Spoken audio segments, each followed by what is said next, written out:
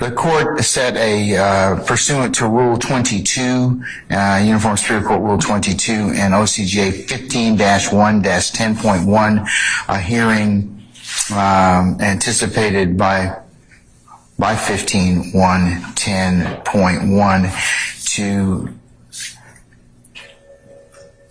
seek input as the statute requires before entering or deciding whether or not to limit any of the proceedings. So that notice went out to all the parties concerned. And I believe that, correct me if I'm wrong, Mr. Uhalski, you and Miss, I'm trying to think of her name, represents the media outlets. What's her? I believe it's Leslie Gaither. Miss Gaither, there you go. Miss Gaither, good morning, madam. Good morning, Your Honor. All right, so Miss Gaither is here. You've had discussions with her. I understand that there's a proposed order, which I have read.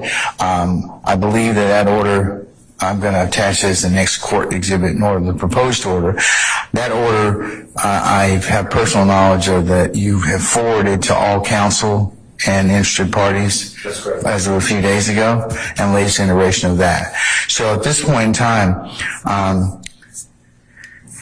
I'll allow any defense counsels or anyone else to have input at this point in time. And under 15-1-10.1, I'm supposed to consider the nature of the proceedings at issue, the consent or objection of the parties or witnesses whose testimony will be presented in the proceedings, whether proposed coverage will promote increased public interest to the courts and openness of judicial proceedings, the impact upon the integrity and dignity of the court, the impact on the administration of justice, the impact of due process and the truth-finding function of judicial proceeding, and whether the proposed coverage would contribute to the enhancement or distract from the ends of justice. And I'm also supposed to consider any special circumstances of the parties, victims, witnesses, or other participants, such as the need to protect children or other factors involving the safety of participants in the judicial proceeding, and any other factors that I deem as the court to be important in the circumstances of the case. The court will say for purposes of record that there have been numerous threats and other to various parties and witnesses and victims in this case, and that the order as granted or as suggested balances the public's right to an open courtroom and to be able to see the proceedings, and is flexible enough for me for the court to go ahead and to fashion any additional remedies without closing the courtroom in its entirety. So, at this point, does anybody wish to be heard? Ms. Gaither, anything, madam?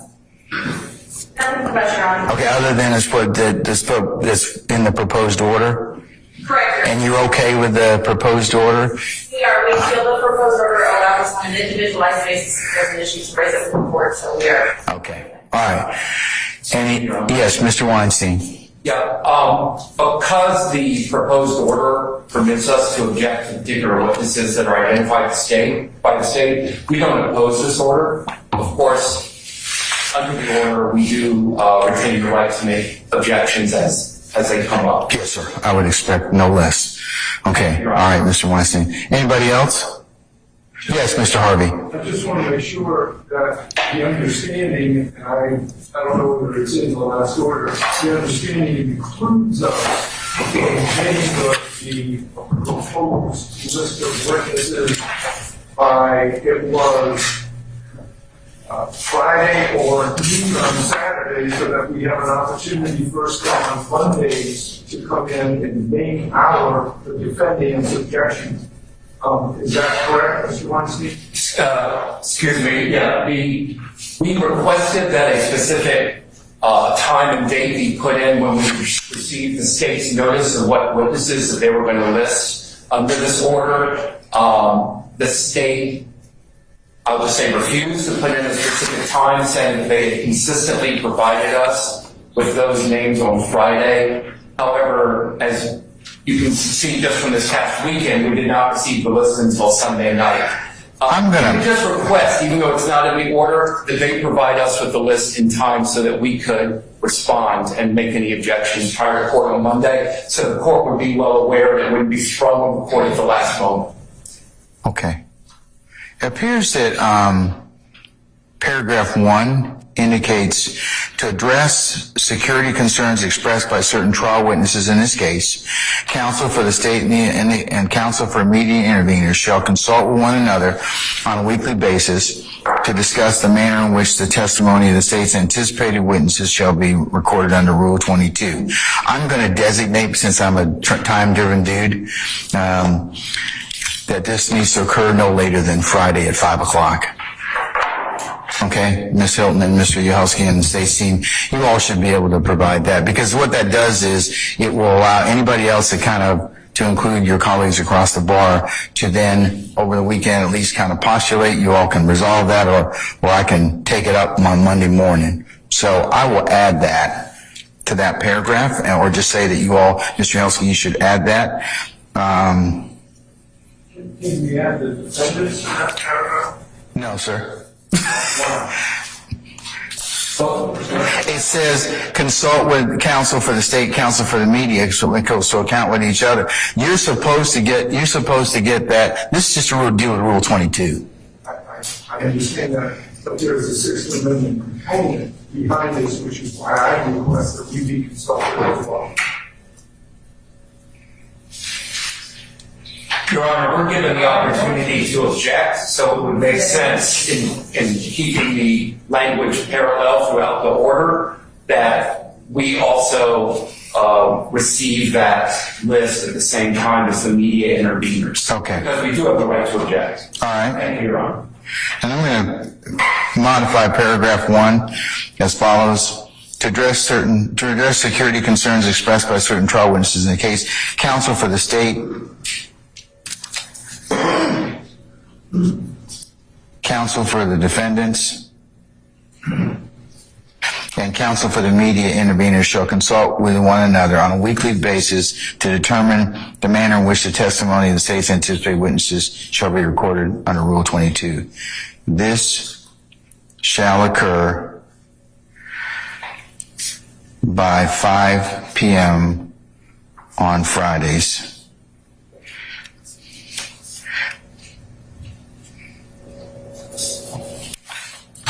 And then the rest of it reads, for any specific witnesses for whom there are legitimate security concerns that can be substantiated by the witnesses or the state, the witnesses or the state may request that only the audio of their testimony be recorded.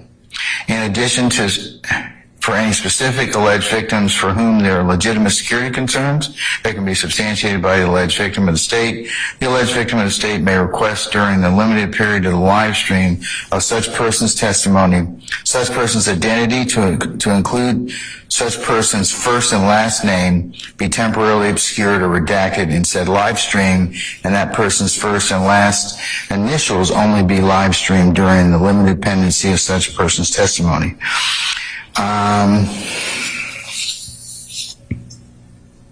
If the media interveners or any defendant objects to the witnesses, the alleged victims, or the state's request, media interveners or any objecting defendant shall be required to bring their objection to the attention of the court promptly for resolution prior to such witnesses or alleged victim's testimony.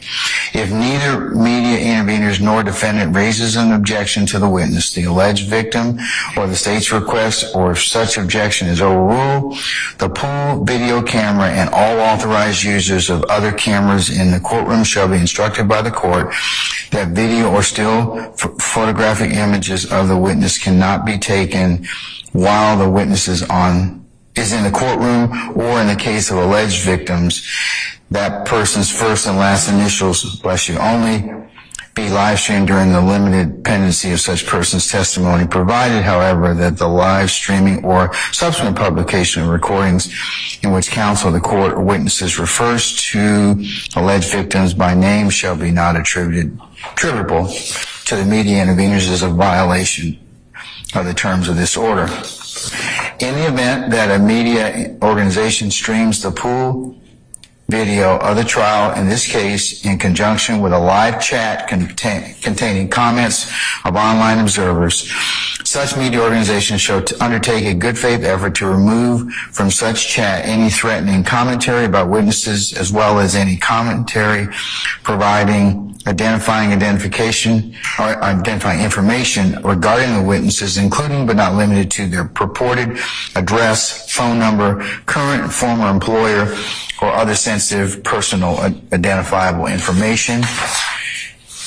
3, nothing in this order shall limit the right of the media to report on information that has already been publicly disclosed in these proceedings and is disclosed during the course of the trial or is otherwise made a matter of public record. 4, except as specifically set forth therein, nothing in this order shall limit the right of the media to record any portion of the trial of this case consistent with any Rule 22 order that has been or may enter by this court.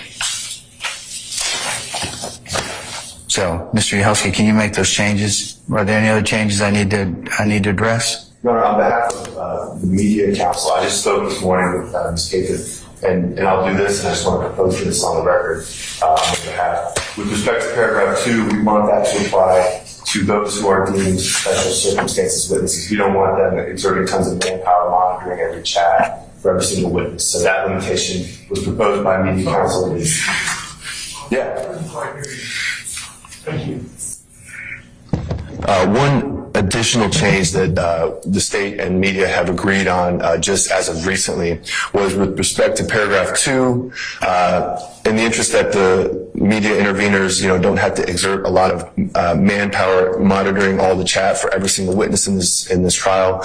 We would suggest putting in language that paragraph 2 applies to those who have been properly deemed special circumstances witnesses only. Okay, what is a special circumstance witness? Either, a victim whose initials only are to be live streamed, or a witness with, special circumstances such as like a law enforcement officer undercover, or someone, any witness who has a legitimate request, to be audio only, not video. Basically the 2 categories of protected sort of witnesses designated under this order. You'll need to define that in the order, okay? Okay. That's what's going to be added.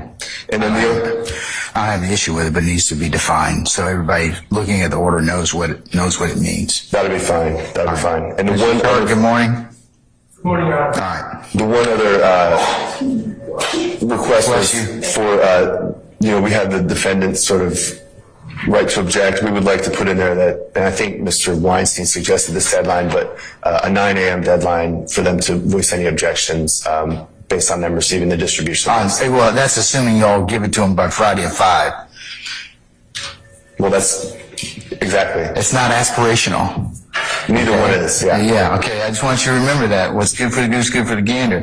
If you don't give it to them by Friday at 5, then they can't expect to be enforced by Monday at 9. That's agreeable. Understood. So if you put that in there, I reserve the right to change or modify the time period. So, or at least for the objection to be heard. So say, for example, you don't give it to them by Friday, I got to give them an opportunity to respond to it, so I may give them a couple of days. So, sure. Okay? Thank you, Your Honor. All right. And just to clarify, Your Honor, that's going to be Monday morning, 9 a.m., correct? Right? Okay. Thank you. All right. Yes, add that as well. So could you can you make those changes right now and send them to council, please? Yes, sir. I think we'll have a few minutes because I don't believe our jurors are all here. Ms. Gaither, anything else, madam? Nothing further, Your Honor. Does that comport, or do you have any further objection to anything that the state has, or the defendants have raised thus far? Do not, Your Honor. Okay. Anybody else from the defense? Your Honor, one other housekeeping matter is separate from. Oh, if you give a mouse a cookie, What's the other part of that? he'll take some more. That's right. So here we are. Right. So this is just housekeeping, just as a matter of observation from watching, and I want to thank the press for their great coverage, but watching the coverage, the way that the camera is set up, you can hear a pin drop on the state's table a lot of times. And there's a lot of sort of discussion that happens at the state's table. And so that we're not just complaining with no solution in mind. We would sort of ask that we explore the option that maybe like the camera be sort of centered a little bit more to where it's not like picking up every single whisper. I mean, you can hear anything the state's attorneys are saying over here. And it's really not the case for any other parties in this proceeding. So I just wanted to put that on the record that we had a concern about. I'll let you work on that, okay? But I'm not included to put in order at this point, okay? Because I can't control everything. That's more a media camera pick. I know that they don't, even though they could see what you're doing on your table, they don't. But if it becomes a problem, I'll certainly address it. But that's something you can talk with Ms. Gaither and the fine camera folks here, okay? All right. Okay? All right. So, folks, we're just going to recess in place until I get the approval that all of our jurors have arrived, and then we'll go ahead and get started, okay? All right. Good morning, Mr. Matthews, Jr. All right. All right. Just while we're waiting.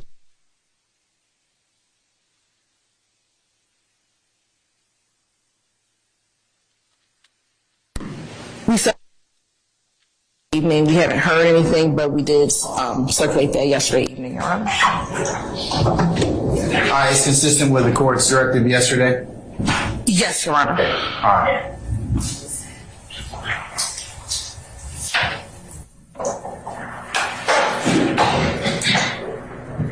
All right, we're going to be in recess until our jurors are notified that they're here.